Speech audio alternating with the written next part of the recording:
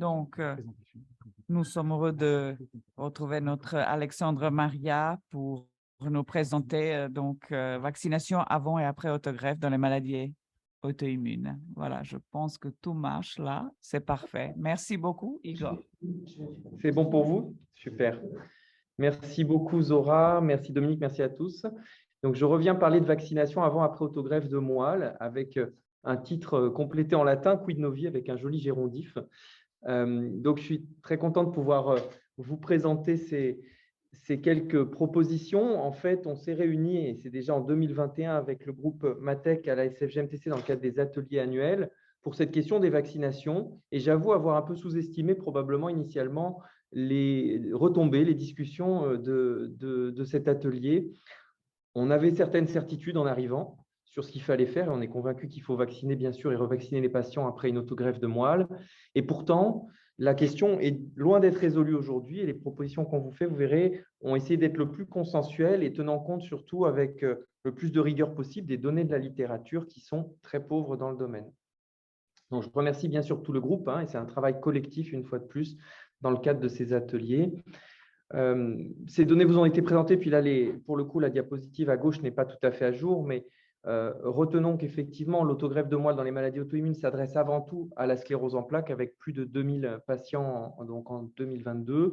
Et dans les connectivites, c'est la sclérodermie qui est la première indication sur les registres européens. Bien entendu, en post-autogreffe, et c'est le but, on induit un déficit immunitaire, c'est un véritable reset du système immunitaire, avec l'espoir que lors de la reconstitution immune, qui va être très progressive, on n'a pas la réémergence de clones autoréactifs. Toujours est-il que cette reconstitution immune, qui va prendre au moins 12 à 18 mois finalement post-greffe, pour récupérer des lymphocytes TCD4 en quantité suffisante, des B, mais cette reconstitution immunologique, elle va être assez variable d'un patient à l'autre. La pathologie va beaucoup impacter les résultats, et notamment dans les maladies auto-immunes, on peut imaginer le lupus, qui est une connectivité un peu particulière avec un déficit immunitaire parfois intrinsèque, les traitements antérieurs que les patients auront reçus, et on voit aujourd'hui que les doses cumulées de corticoïdes, l'utilisation de biothérapie ciblant les lymphocytes B, je pense au rituximab dans nos maladies auto-immunes, mais également dans la sclérose en plaques, vont impacter beaucoup la reconstitution post-greffe et le conditionnement lui-même. Et tout à l'heure, Louis Thériault vous a présenté ces données. On a véritablement un switch sur nos pratiques aujourd'hui depuis 1 à 2 ans avec, dans la sclérodermie, la prise en compte des facteurs de risque cardiaque qui nous font prescrire de plus en plus de rituximab et moins d'endoxan. Et ce rituximab, bien entendu, va impacter la reconstitution humorale et la capacité probablement à produire des anticorps post-vaccination ou post-greffe. Ce qui est sûr, c'est bien de retenir ce délai de reconstitution, c'est au moins 12 mois, et donc ça amène tout un tas de réflexions en termes de pratiques vaccinales. Le constat, quand on a commencé à réfléchir à ces propositions de recommandations, c'est qu'il n'y avait aucune recommandation spécifique à l'autogreffe des maladies auto-immunes. Les recommandations existent pourtant pour gérer les patients atteints de maladies auto-immunes sous immunosuppresseurs, et on a quelques données de tolérance, on pourra le revoir. On imagine les difficultés d'immunisation chez ces patients en général et en post-greffe. Et puis, il y avait la question brûlante en 2021 de l'infection Covid-19 et des nouveaux vaccins. Alors, pour partir déjà de ce qu'on connaît sur nos patients avec maladies auto-immunes, hors autogreffe et sous immunosuppresseurs, on a ces recommandations de la filière FI2R de maladies auto-immunes systémiques rares de l'adulte qui sont sans équivoque, qui se basent sur quand même un certain nombre de données plutôt solides pour dire que la vaccination chez ces malades, elle présente une balance bénéfice-risque largement favorable avec finalement un risque de déclencher des poussées de la maladie qui semble négligeable, des vaccins qui restent efficaces et qui sont donc plutôt bien tolérés et vraiment une indication qui ne fait pas débat. Les recommandations vaccinales des patients atteints de maladies auto-immunes sous immunosuppresseurs sont celles-là. Elles datent de 2014 au Conseil de la santé publique, ont été reprises par la FI2R. Et vous voyez qu'on va recommander de vacciner, bien sûr, avec les mêmes recommandations que la population générale contre les hépatites, éventuellement selon les facteurs de risque, le méningocoque, le papillomavirus. Mais surtout, ce qui est fortement recommandé, c'est la vaccination antigrippale saisonnière et la vaccination antipneumococcique. Et à ce sujet, vous voyez que le schéma admis déjà depuis de nombreuses années et qui avait été publié dans les années 2010, et ce schéma qu'on dit BOOST, avec une injection par le Prevnar 13, complété au moins 2 mois plus tard par une injection de Pneumovax, le Pneumo 23 n'étant plus disponible aujourd'hui. Donc ça, c'est ce qui est recommandé chez nos malades sous immunosuppresseurs. Et vous voyez qu'il y a un certain nombre de recommandations après qui sont plutôt optionnelles pour des vaccins en tenant compte des facteurs de risque, et notamment pour les autres sérotypes de méningocoque, l'hémophilus. Premier message aussi, vaccin vivant atténué totalement contre-indiqué chez ces patients, notamment le BCG, le rotavirus, la fièvre jaune, ROR varicelle, qui devront être faits uniquement hors immunosuppresseurs. Donc, soit on a la chance de les vacciner contre la fièvre jaune parce qu'ils envisagent de voyager avant d'être placés sous immunosuppresseurs, mais du moment qu'ils sont sous corticoïdes ou immunomodulateurs, ça n'est plus possible. Donc, vaccination le plus tôt possible, mais plutôt quand la maladie est contrôlée, hors de pousser malgré tout par principe de précaution, et surtout avant rituximab, puisqu'on sait que cette biothérapie impacte fortement la réponse anticorps. Alors, le Covid n'a pas eu que du mauvais, et c'est vrai que cette pandémie nous a amené à réfléchir beaucoup avec l'arrivée de nouveaux modes de vaccination avec les vaccins ARN messagers. Il y a eu des études de vaccinologie finalement assez larges, avec d'abord, bon, pour nos patients, je ne remontre pas les données, mais vous savez qu'on a aujourd'hui conscience que nos patients exposés aux immunosuppresseurs sont plus à risque de formes graves de Covid, avec un impact de la corticothérapie, du mycophénolate mofétil, du rituximab notamment. Et puis, donc, ces premières études de vaccinologie qui datent de 2021, montrant quand même que le type d'immunomodulateur peut impacter la réponse. Et notamment, on voit que les anti-CD20 sont des biothérapies qui vont être responsables d'un moins fort taux d'anticorps, en fait, de réponse anticorps après vaccination. Et il y a une corrélation qui est très claire aujourd'hui entre les anticorps IgG anti-S et la protection, c'est le risque de Covid symptomatique et grave. Et d'autre part, vous voyez à droite une relation linéaire entre l'intervalle de temps entre la perfusion de rituximab et la vaccination contre le Covid. Donc, une fois de plus, rituximab, c'est un sujet en soi. Et comme nos patients sont régulièrement traités par rituximab, ça va être une question importante. Pendant le Covid-19, on a eu également des données dans le domaine de l'hématologie, et on sait que effectivement les vaccins sont moins immunogènes chez les patients avec des hémopathies, dont certains dans ces séries, et c'est un travail parisien, vous voyez Zora qui apparaît ici, certains avaient reçu une autogreffe ou une allogreffe ou des carticelles, donc on a des difficultés à les immuniser dans ces contextes d'intensification thérapeutique. Et puis, petite étude qui nous a forcément beaucoup intéressé de notre collègue israélien Doron Rimar, avec chez des patients autogreffés pour sclérodermie, une séroconversion possible chez 6 des 7 patients. Donc, un n'avait pas pu séroconvertir, mais aucun n'avait reçu de rituximab dans le conditionnement. Donc, ça nous laisse là aussi finalement plein de réflexions et de questions encore non résolues dans nos pratiques actuelles. En ce qui concerne la tolérance des vaccins dans le contexte des maladies auto-immunes, et là aussi le Covid a amené quelques données intéressantes de tolérance, on sait que globalement les patients supportent bien la vaccination, mais il y a quand même petit à petit des séries qui rapportent des poussées, notamment dans le contexte des rhumatismes inflammatoires et de la polyarthrite rhumatoïde ou des spondylarthrites, des rhumatismes psoriasiques poussées post-vaccination. Mais on a également des données qui s'accumulent sur des poussées post-infection à Covid-19. Et donc, finalement, dans la balance bénéfice-risque, et je crois que c'est le message qu'il faut retenir aujourd'hui quand on discute de vaccination avec nos patients, c'est que, un, ils sont exposés à des formes plus graves de Covid du fait de leur pathologie et de l'immunosuppression qu'on leur impose. Et deux, le Covid en lui-même, au-delà de sa gravité intrinsèque, peut déclencher des poussées de la maladie. Donc, il n'y a aucune raison de ne pas tenter de les vacciner. Donc, l'objectif de ces recommandations, c'était, bon, un prérequis, prendre le calendrier vaccinal usuel, il n'y a aucune raison que nos patients ne s'y soumettent pas, tenir compte du déficit immunitaire profond qui va être durable, comme on l'a dit précédemment. On est parti du modèle d'allogreffe et des propositions qui étaient faites en allogreffe parce qu'on a l'habitude dans l'autogreffe de maladie auto-immune de faire un petit peu le rationnel en se disant qu'entre l'utilisation du sérum anti-lymphocytaire et les pathologies sous-jacentes, nos patients sont quand même plus à risque et donc on est plutôt dans des prises en charge et d'ailleurs la gestion de ces malades se fait dans des centres agréés uniquement comme vous le savez pour l'allogreffe. Les objectifs spécifiques, c'était finalement quel vaccin on va utiliser à quel moment. Et donc, c'est là que tout le débat a eu lieu. La question étant, que reste-t-il de l'immunité vaccinale post-greffe? Les patients qui ont été vaccinés avant la greffe gardent-ils finalement une immunité protectrice? On imagine que non. Et on part de ce principe qu'il faut tout redémarrer. Le risque d'échec vaccinal également, tenant compte du délai et aller corroborer un petit peu ces éléments dans les dernières recommandations. Si on vaccine trop tôt en post-greffe, finalement, on va vacciner pour rien.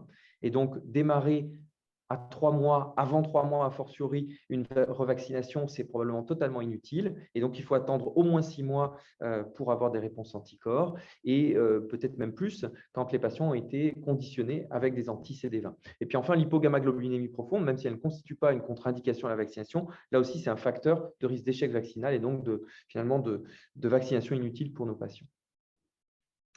Alors, voici les propositions. Tout d'abord, avant la greffe, quand on amène le malade à la greffe, et vous voyez, on va le détecter candidat, l'amener à la RCP, faire le bilan d'éligibilité à la procédure avant de le greffer. Et donc, durant toute cette période, dans des maladies qui sont quand même assez évolutives, il faut essayer de mettre à jour le calendrier vaccinal avec, bien sûr, le calendrier vaccinal usuel. Il faut rappeler quand même que les rappels d'été coq polio peuvent être parfois oubliés chez les patients. Et donc, 25, 45 ans, 65 ans sont les dates auxquelles ils doivent être vaccinés. Et puis, ces vaccins recommandés dont on a parlé, pneumocoque schéma boost, la grippe, le Covid-19, quelques vaccins optionnels tenant compte du terrain, méningocoque, hépatite A et HPV, et des vaccins qui sont formellement contre-indiqués à cette étape, fièvre rouge, ROR, BCG, VZV. Après la procédure, finalement, il était assez consensuel de retenir qu'on attendait 6 mois pour revacciner, alors que certaines pratiques étaient plutôt de vacciner au 3e mois.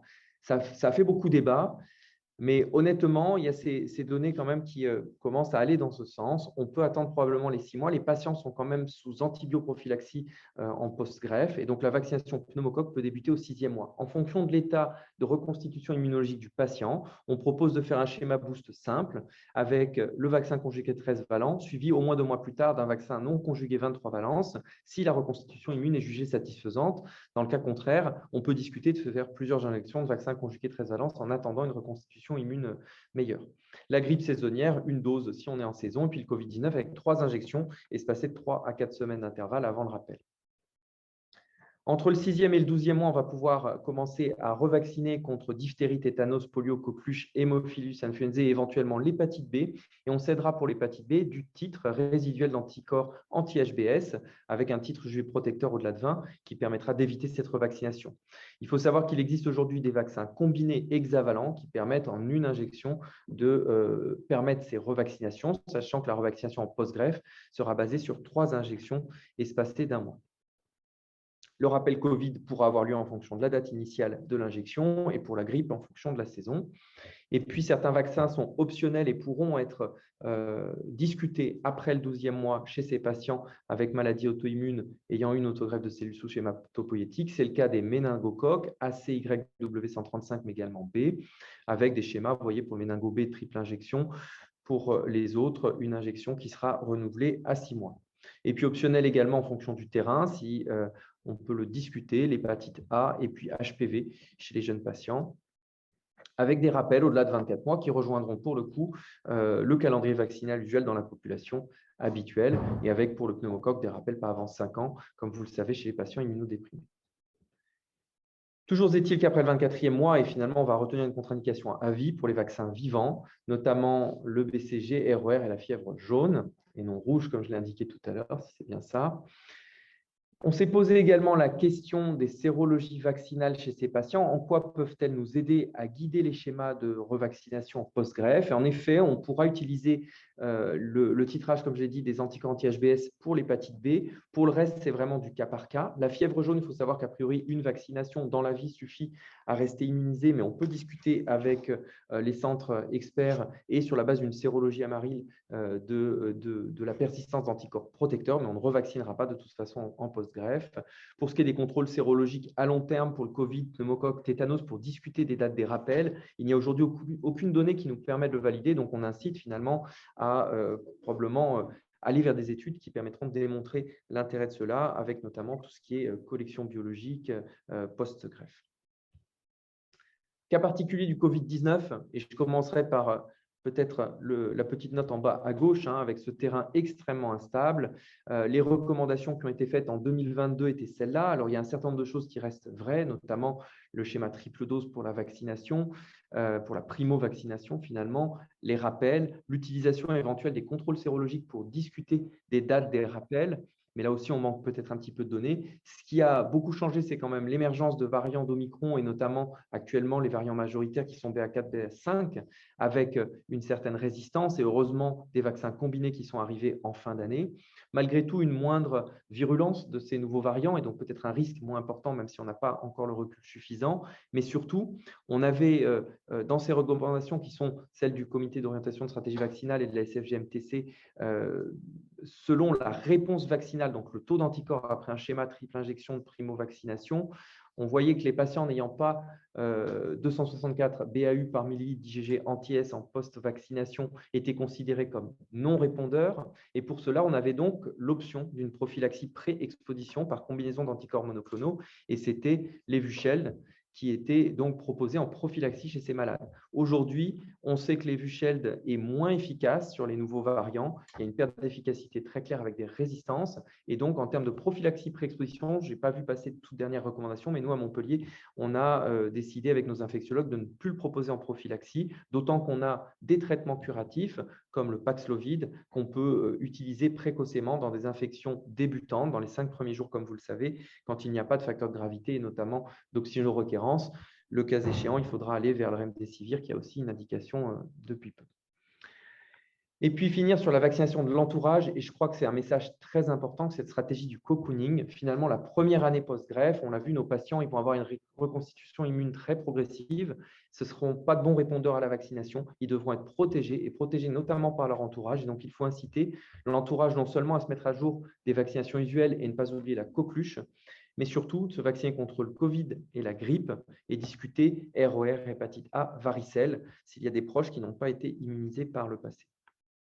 Cette vaccination, finalement, cette protection passive de l'entourage est un pilier de la protection de nos malades en post-greffe.